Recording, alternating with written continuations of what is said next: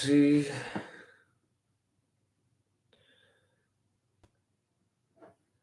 All right, we are live. So let's see if a couple people pop in. If not, I'll go ahead and get started. Double check, mic's working. All right, all right. Looks like we got someone in. If at any point you got questions, pop them in the chat. In this live stream, I'm just kind of gonna go through a couple of things around increasing the odds of success for securing clients, for securing new clients, whether you're a complete beginner or if you're a seasoned and you're trying to lock in and scale up your business. There's quite a few things that can actually be done to increase the odds of success for securing new clients. And I'm kind of just going to free flow here. I got some bullets here that I want to touch on, but if people end up coming in and asking questions, I'm more than happy to dive deeper. Um, just provide clarity where I can and serve to the best of my ability so that you can generate better results, scale your income, scale your business, and live the life that you desire and deserve. So I'm going to start. It's going to be a little bit all over the place. Like I said, I'm free flowing right now, but here's the deal. So a lot of people struggle with client acquisition and they struggle with fulfillment. Okay. Fulfillment, you've got to dial in. I've got tons of videos on fulfillment. I have a bunch of resources on fulfillment. If you sign up for my email list, I talk about fulfillment there. But one of the biggest pieces is client acquisition. Okay. So if you've got fulfillment dialed in, if you can deliver your service for email marketing, copywriting, or whatever it is very well, and you can generate results, then and your business is not growing, what you're struggling with is client acquisition, the ability to acquire a client and then retain them. Okay. So that's what I'm going to be going over. And it doesn't matter whether you're a beginner or you're seasoned. If you're struggling, I'm pretty confident that I've got some stuff here that can help you. So, first things first is you generally, I know some people are introverted, they're extroverted, but you generally want to get someone on a call. Okay. You want to get them on a call. You call it a sales call, whatever you want to call it. You need to get them on a Zoom meeting or a Google meeting and have an actual face to face conversation, right? Turn the cameras on, have a conversation with the prospect. And that's generally how you want to go about things because you're going to be able to build more trust with the person on the other end of the screen. Okay. And you're going to kind of be able to reflect your personality throughout that conversation, right? So injecting your personality throughout the call, building a relationship, serving them on that call every step of the way, you're going to build more trust. And when there's more trust, it's easier to make the sale. Okay. Now, before you hop on a call, it's very important that you've got to conduct research on the brand that you are hopping on a call with. Okay. If the prospect shares their website or you somehow have the ability to find it, you won't find their Instagram, whatever it is, you should be finding these details before you even hop on a call, by the way, or they should be providing these details to you. You want to research the brand. What is it that they're doing? What is it that they're not doing? What is it that they can improve on? What is something that is fat, it's bloat, right, that they can eliminate? And you kind of want to start to develop, like this is where experience is going to come into play. You got to get a lot of reps in to be able to do it this way. But this is where it's important for you to come in kind of with a game plan so that when you actually have a conversation and they bring something up, it's like, cool, I can speak on that in regards to your brand because I already have some background on your brand. I already have some ideas. And like, here's what we can talk about. Here's some strategies at play that we can implement, right? And so that's very, very important. Now, another thing is you need to, so this is what I do, and I'm going to speak from experience here. You need to back off sales scripts. Seriously. Like, stop trying to buy a sales script. Stop trying to find the perfect script. Stop trying to create the perfect sales script. Just hop on a call and operate based on frameworks versus trying to say the right words and the exact words every single time and trying to, carry them through a specific sales process by following the exact scripted words that you're trying to, like, that you've got on a document. Like, that doesn't it's disingenuous, okay? And it feels kind of awkward for the prospect to actually experience and go through. So definitely follow a framework more than you're trying to follow the perfect words that you need to be saying, okay? That's very important. Now, what kind of framework, you might be wondering? Well, the framework that I kind of go about is I go through just trying to understand the brand, okay, at a deeper level. I try to understand them as a person, as the founder of the brand at a deeper level. I'm trying to understand where are they now? Where do they want to be? Okay. So here's where you're at now. Here's where you want to be. It's very simple. You've probably heard this a million times if you watch tons of online videos about making money online. Um, Probably heard it, like find the gap and whatever, pitch yourself as the vehicle of that gap. It's not as cheesy as that. It's more so just have a casual conversation. Okay, cool, you're here. Let me think, like within seconds, can I actually help you get to where you want to be? And then if that's the case, like, cool, I have some ideas. Here's what we can do, right? And then figuring out what is their biggest problem. Like at the end of the day, if you're an entrepreneur, you are a problem solver. And so figure out what their problems are, see if you can solve them, present to them how you can solve them, and then negotiate a deal, right?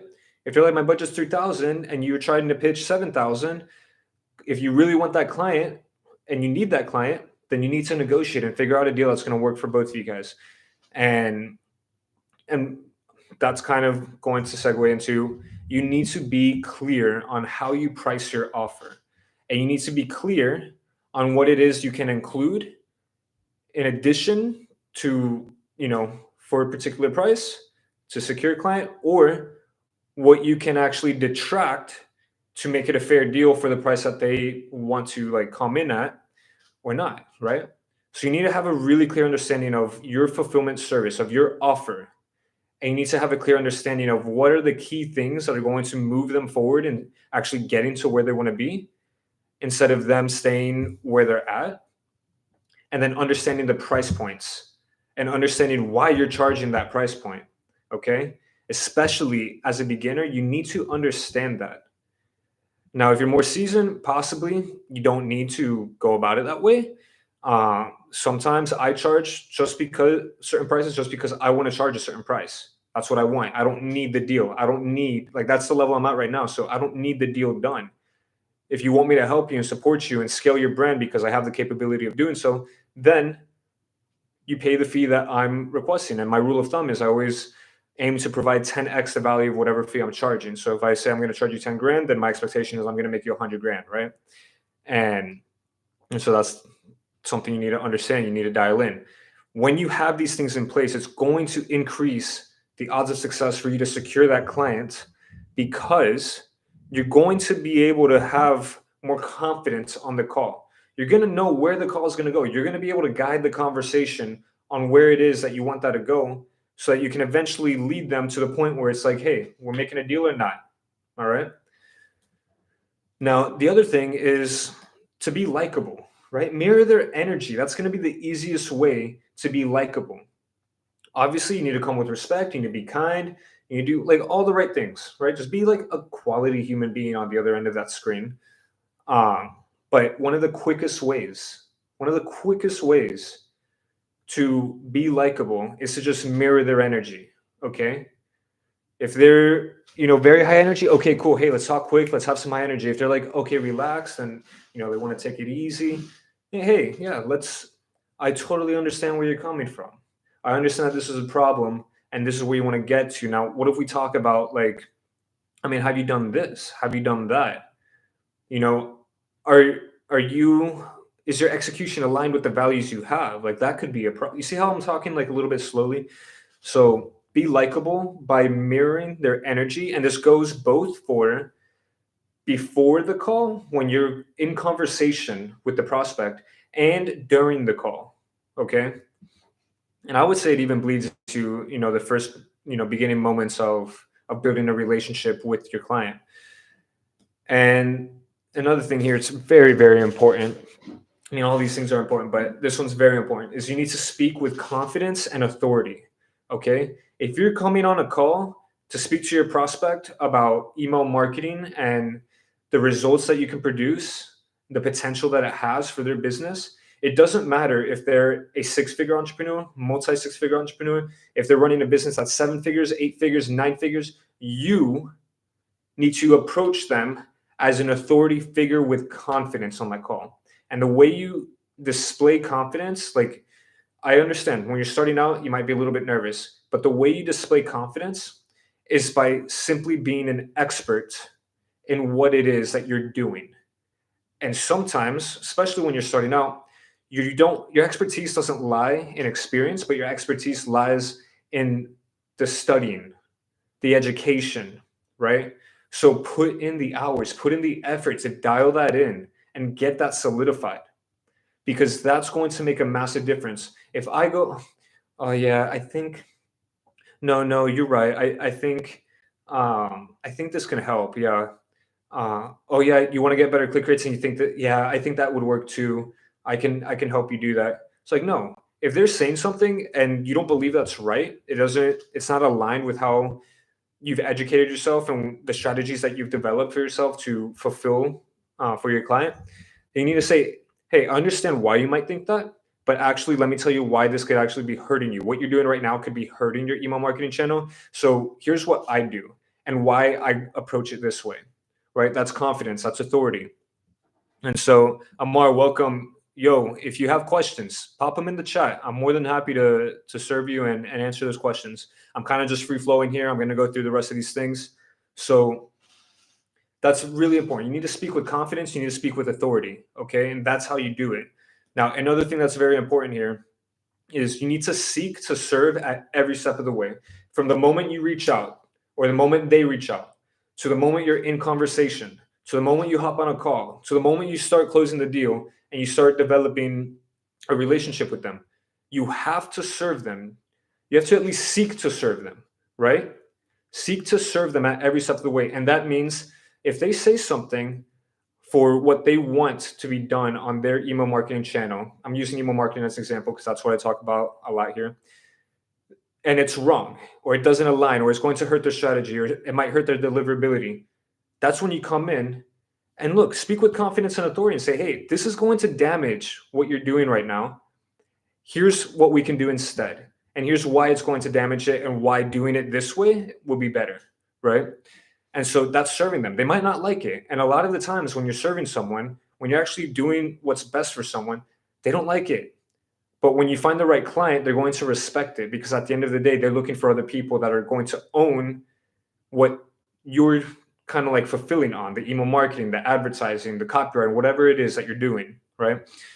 So you need to seek to serve at every step of the way. And then another thing, when you're going on a sales call, approach it casually. You know, all these people, to touch on what I said earlier, talking about sales scripts, sales call scripts, like they're so ridiculous. People, selling their tripwire offers, $27 sales script, it's perfect, it's going to get you, like, look, you need to operate from frameworks and you need to just hop on the call casually.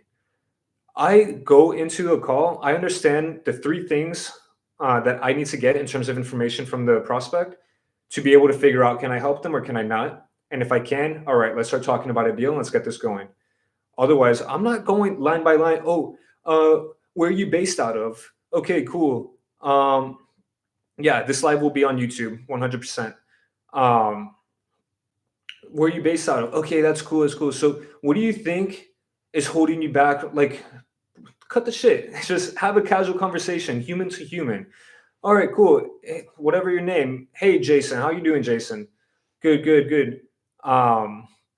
You know, let's talk about your business, right? Tell me a little bit more. Where are you at right now? What's the monthly revenue? Where do you want to be at? Like, just talk on these things and have a casual conversation. Crack some jokes. Talk about, as cheesy as it sounds, the weather. I just recently had a sales call with someone from New York, and we were talking about that, the weather there and here in Florida, where I'm based, and just chopping it up like that. Like, it's just a casual conversation. My job when I'm on a call is not to sell them my offer. My job is to see, can I serve them? And if I can, we need to figure out a deal so that we can get this going and I can make you a lot more money and I get paid what I deserve, right? So that's the gist of it. Amar, I hope I'm saying your name right, Amar. Perfect. Love your work, bro, and love the wisdom you drop. It helps me more than you understand. I'm so happy to hear that. I really appreciate your kind words, man. Um, you know, if you got questions, pop them in the chat. Literally take advantage of the time of me being here live. Um, Take advantage. Like, it's free, right? We're here on live. I'm gonna keep going through a couple more things that I have. Then I can kind of leave it open for you if you're gonna stay on. But yeah, so just keep it casual and stop putting so much pressure on yourself to be like, I have to close this deal. In fact, one of the biggest things that I always teach people is that when you're on a sales call, when you're going to go through a sales process with someone, even if you've never had a client before, if this is your first time ever, you need to have this kind of energy where it's like, I don't need you energy. Okay. I don't need you, but I'm choosing you. I'm here to serve you if you want me to serve you. I'm not here to pressure you. I'm not here to force you to like hand money over my way. You don't want to do that. That puts a weird pressure on you. Just go in casually and be there to serve. That's why I teach the number one thing is to build an authentic relationship through service. And so when you actually come from a place of service, people view you like you radiate a level of authenticity that people love to see, feel, and experience. And then on top of that, they can read you better because at the end of the day, when you're having a conversation with an eight-figure entrepreneur, they can sniff out the people that are bullshitting them that are not.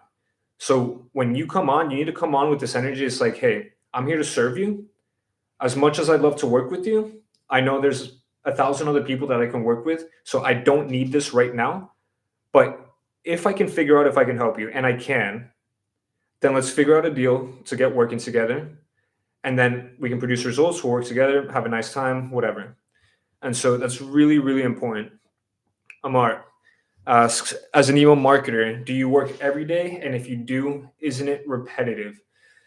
So I'm going to answer this in two ways. I'm going to answer it for me personally, and then I'm going to answer it in a general sense. So me personally, I don't work necessarily every day, and it depends on the type of tasks, right? So if we look at it like with client work, right?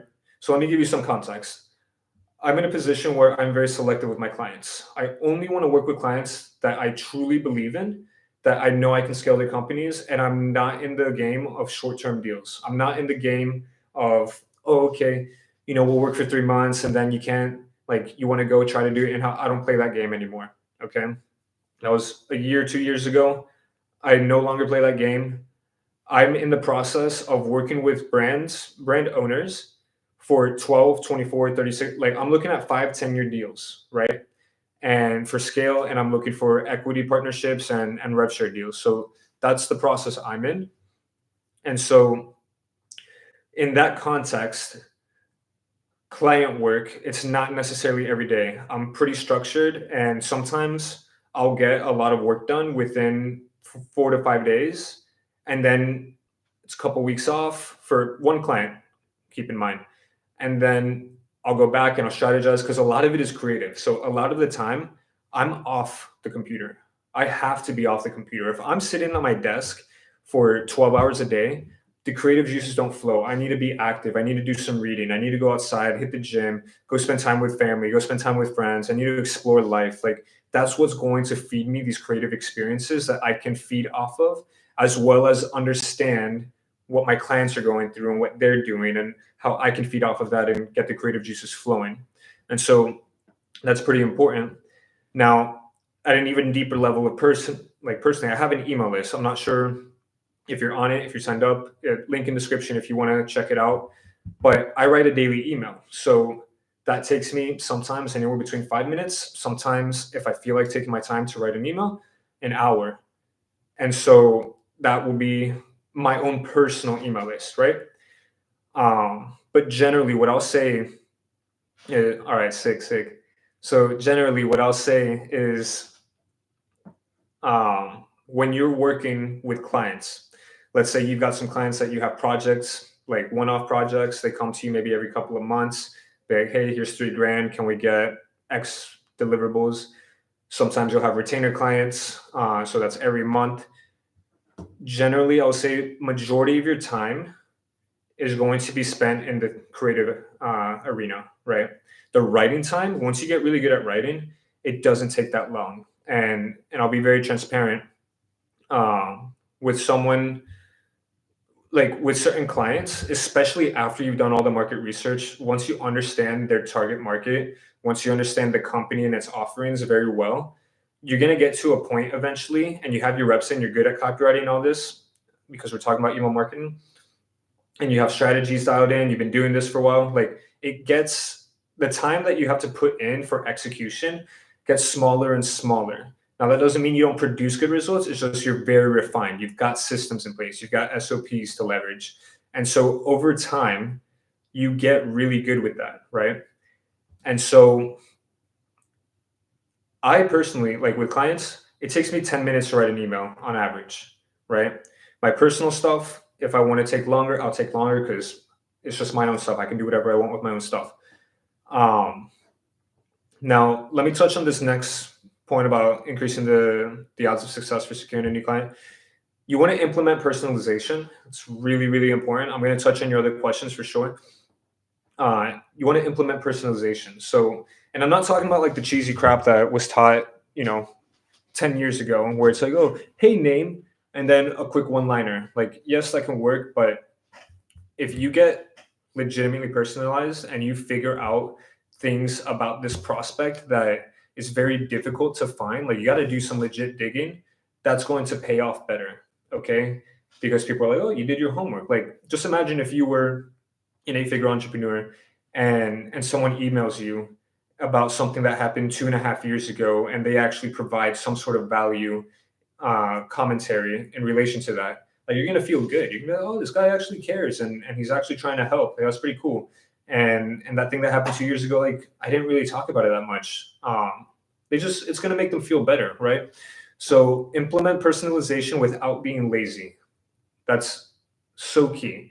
And that's a common theme. It's just if you want to be a successful service provider, being a provider of service, coming from a place of service, serving people, if you serve people lazily, you might as well just not serve people at all. So when you serve people, don't be lazy. Have a good work ethic. Go above and beyond, because that's going to make a difference. And people appreciate that way more than someone who's going to haphazardly serve. So that's pretty much what I've got around increasing, the odds of success for securing a client. Now, I am going to touch on your questions, Amar. Let me go through this chat. By the way, I see someone else is live, or they're with me live. You got questions, pop them in the chat. I'm going to leave the floor open now and kind of go over things. So let's see. As an email.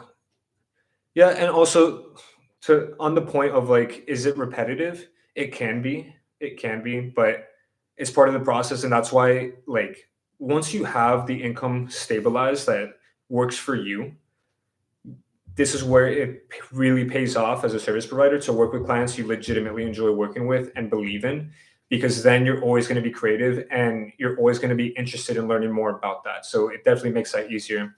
But then also the repetition aspect.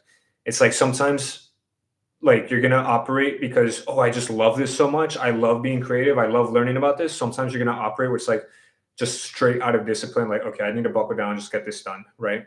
And then also you're going to have SOPs. So leverage the SOPs. That's what saves you time. And that's where it doesn't bog you down as much, because maybe when you're first starting your journey, like brand new, takes you, yeah, it happened to me. When I first started writing emails, I'd take 2 hours to write an email because I'd overthink it. And I'd think, oh, I need to change this. No, I don't like it. I'm not happy with this, whatever. Like I'm doing 50 internal revisions before I even deliver it to the client.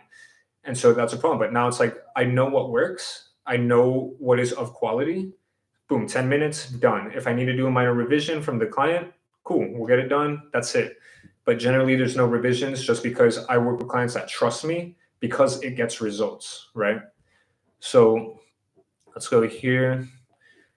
Very nice. Trying to reach your level soon. Hopefully, bro, if you believe it, it'll happen. I promise you. Not just believe it. If you believe it and you put in the work, you put your head down for 12 months. People say, oh, you get rich in 3 months, all this. Yes. Is it possible? Absolutely. Okay. It's possible to make a lot of money in a very short period of time.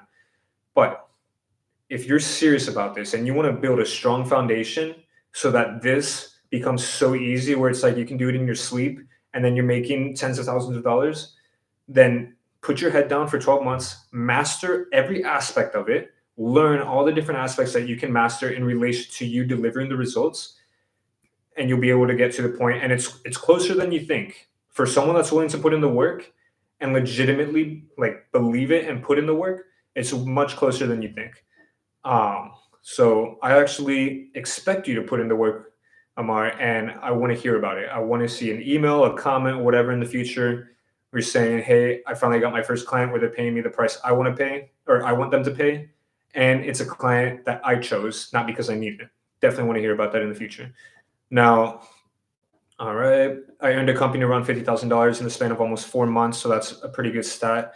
So I got removed the full-time job, and I'm kind of glad because it was super hectic to work with them. So now I'm leveraging the testimony and starting using Upwork because I want freedom, and Upwork is the best option for me. What do you think? So provide me a little bit context. I'm assuming you worked with like an agency, or maybe you worked in-house for one singular like direct-to-consumer company.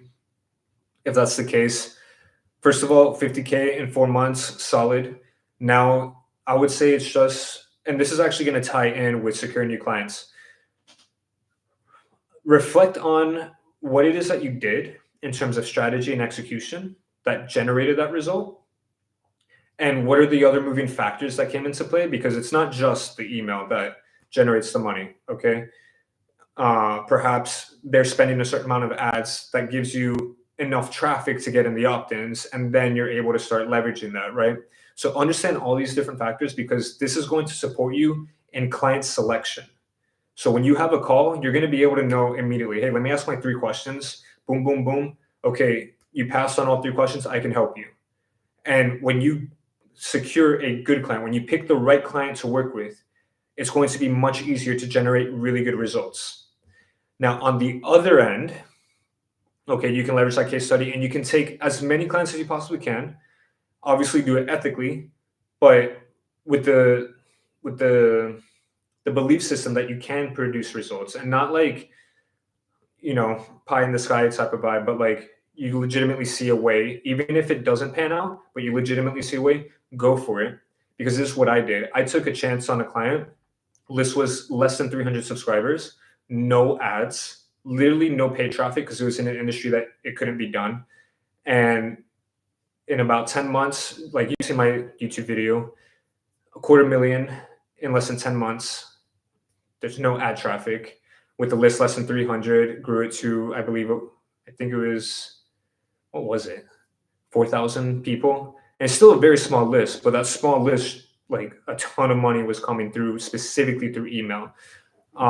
So like I went through that because I purposely like to go into riskier projects sometimes just to challenge myself and learn different things.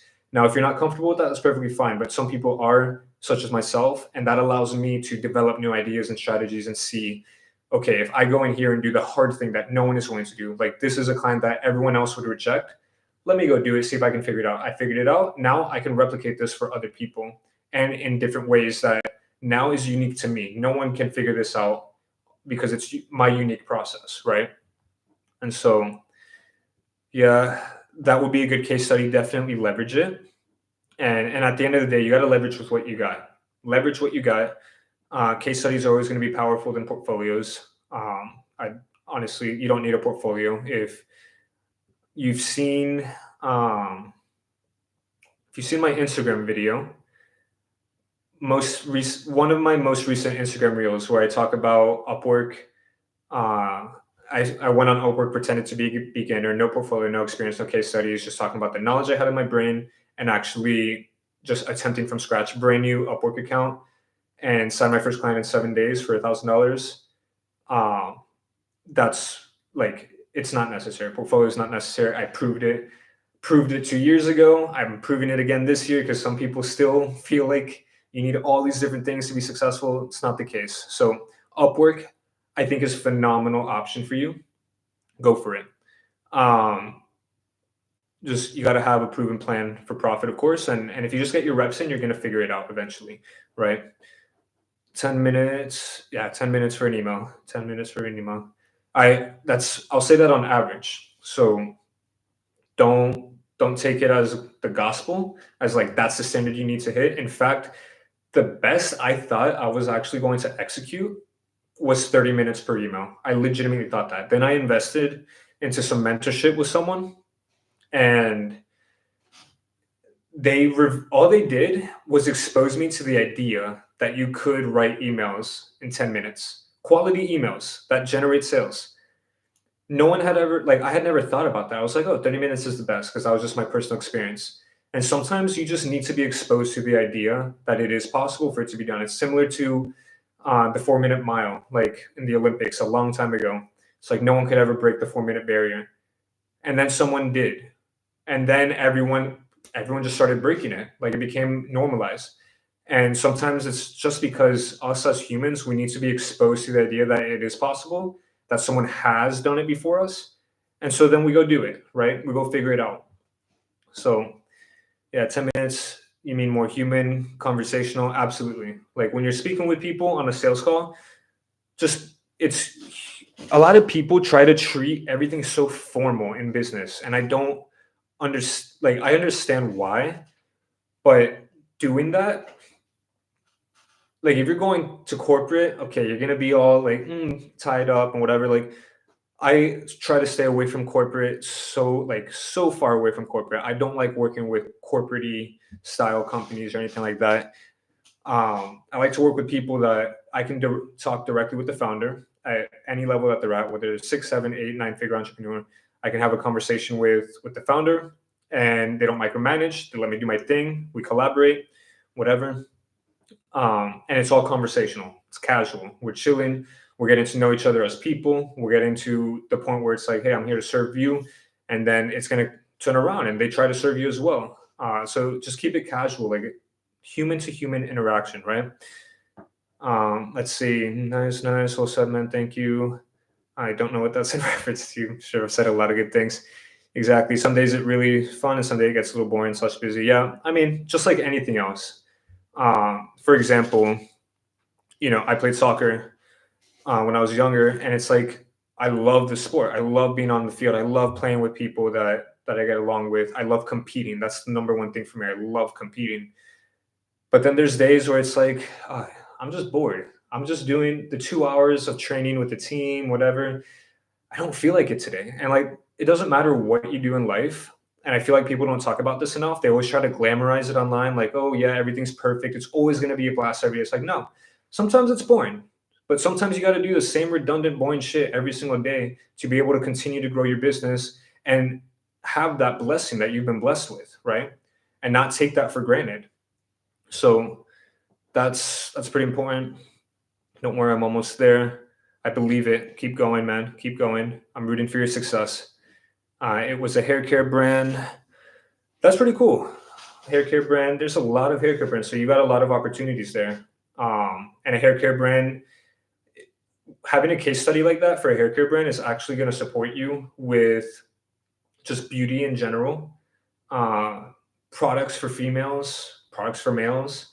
Like there's massive opportunity in the space for that. There's a lot of DTC brands, whether it's facial, whether it's hair, whether it's like physical products for the skin, whatever it is, like that's going to be a nice touch because that's easily relatable for these founders that like, okay, maybe I do a facial skincare, but you worked with a hair care. Like it's kind of in the same space in terms of benefits and emotional appeal, the psychographics and whatnot. So that's going to be good to leverage.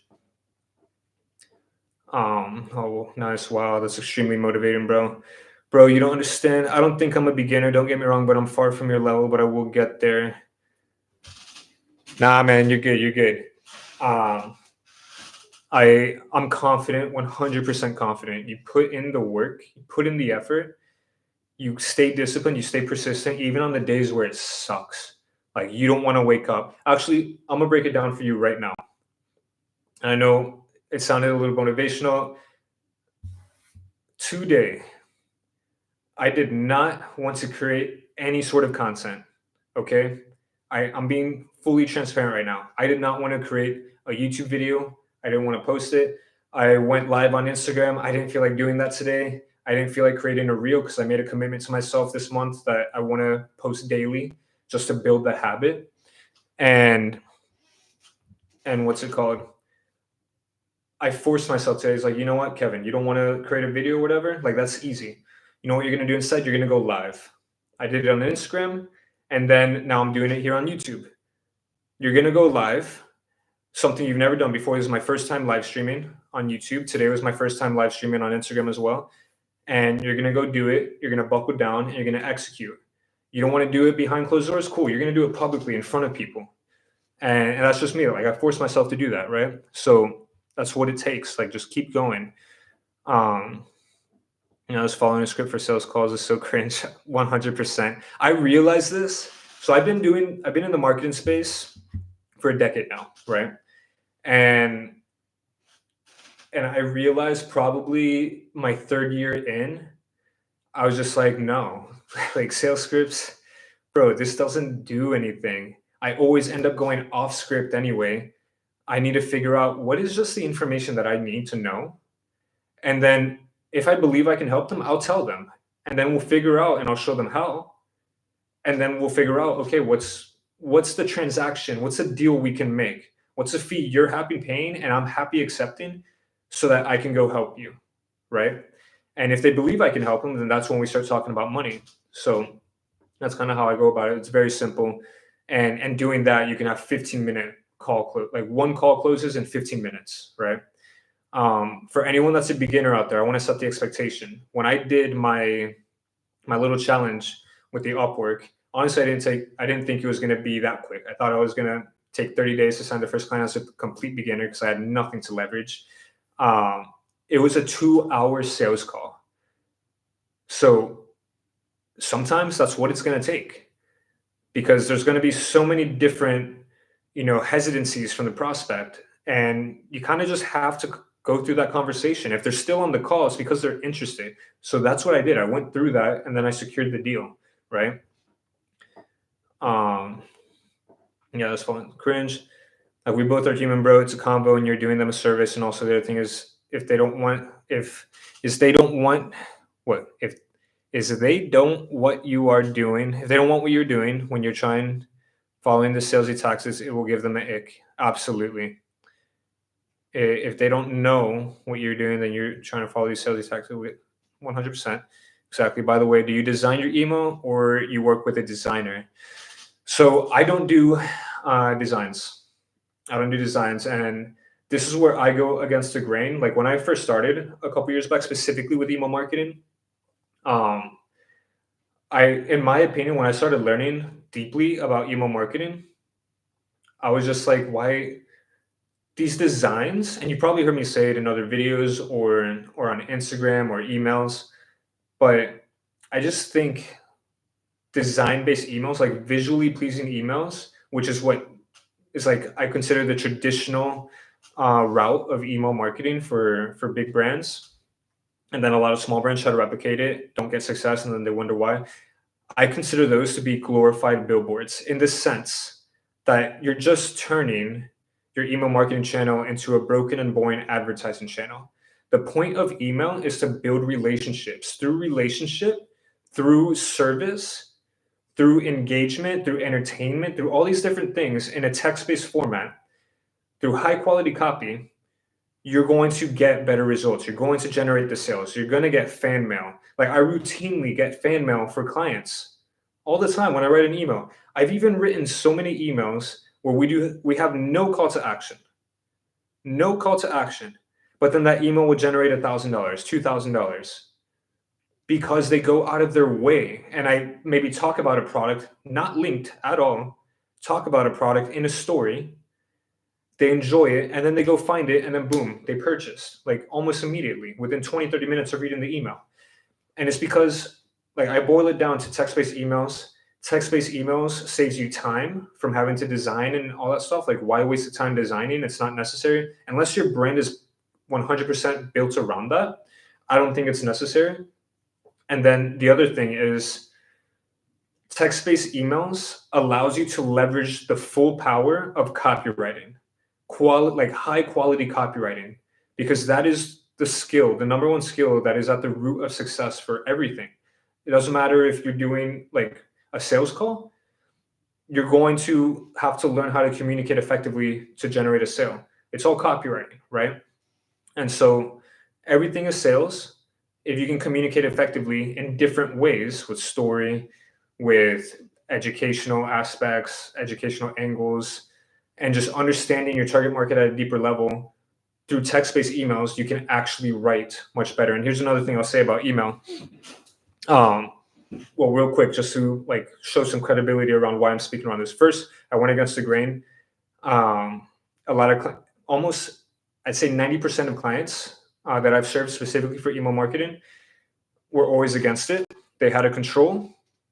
We A/B tested. Text-based emails always outperform. I have not lost an A/B test with text-based emails comparing to clients' best visually designed, glorified billboard email. Okay, and it's because when you actually write high quality copy, you're attending to that person. You're not sending them, oh, hey, we got 20% off, or like, okay, cool, like product image, and then a one liner, a cheeky one liner. Like, who cares? That doesn't make people feel anything. You're just trying to like pump your chest out and be like, yeah, I got a cool product. You want to buy it or what? Like, no one gives a shit. You got to get people always want to figure out what's in it for them.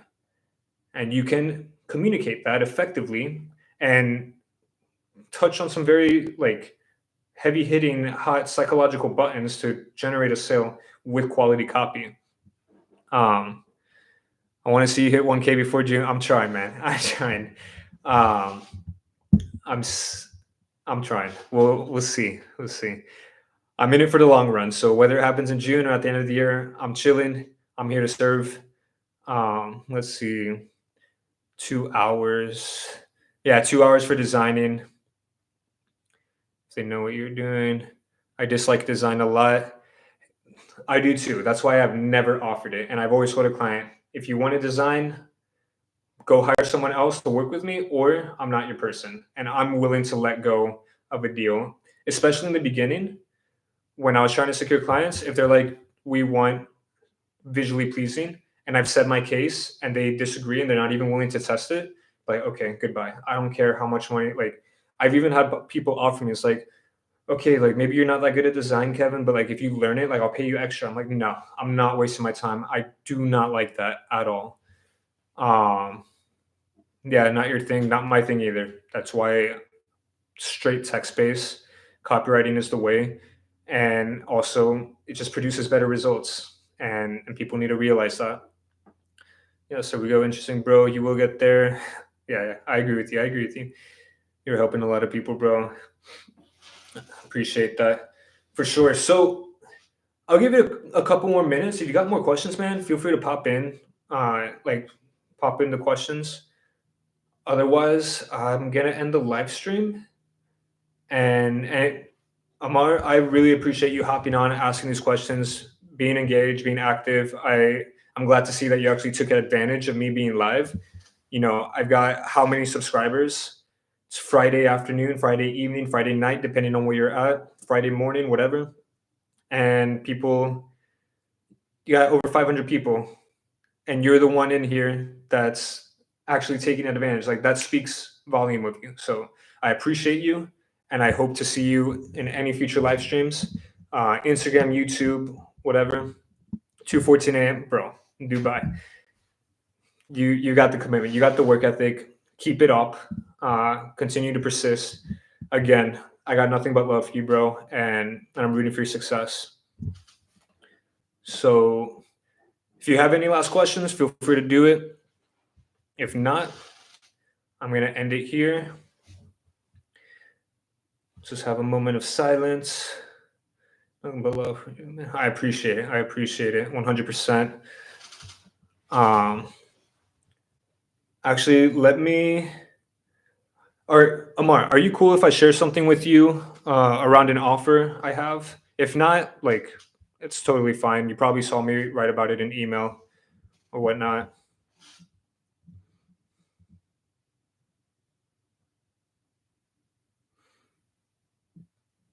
I'm glad to be helping you.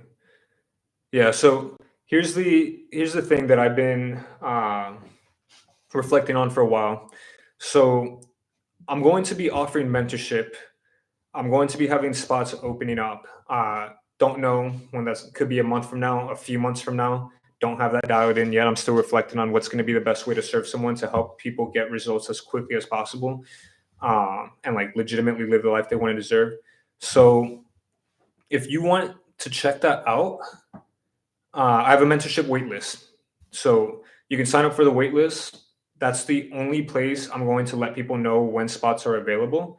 And that will be the only place people can actually learn more about it. So if that's something you're interested in, let me know. I can drop the link. If not, totally fine. So wanted to share that with you because I mean you've been on here and I'm not really sharing it with a lot of people. But if you want the link, let me know. Other than that, bro, again, just straight love. Appreciate it. For anyone that's watched this entire video, because there's going to be a video on YouTube now once I end this live stream.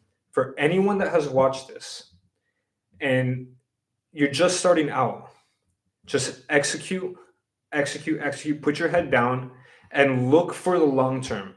Stop chasing short term money and start looking for long term projects to sink your teeth in and to legitimately master your craft and develop those results that you're looking for. Here, let me pull the link up real quick. Bum, bum, bum. All right. Let's see.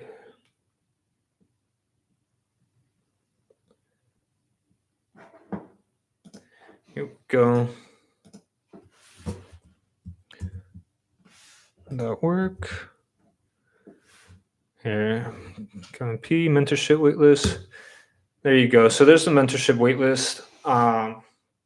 In the future, for sure, I will be looking for a mentor, and I will 100% sure want to be mentored by you. I appreciate that. That means a lot, and I hope I can serve you in the future if that is the case.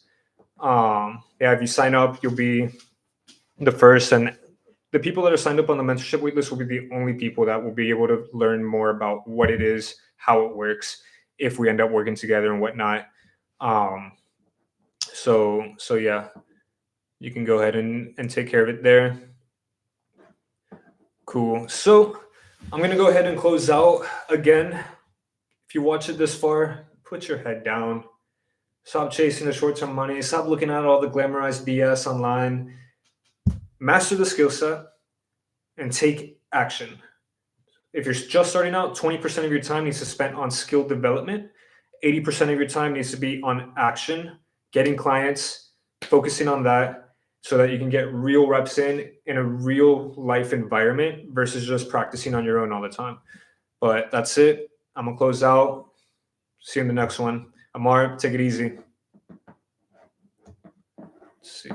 Stream.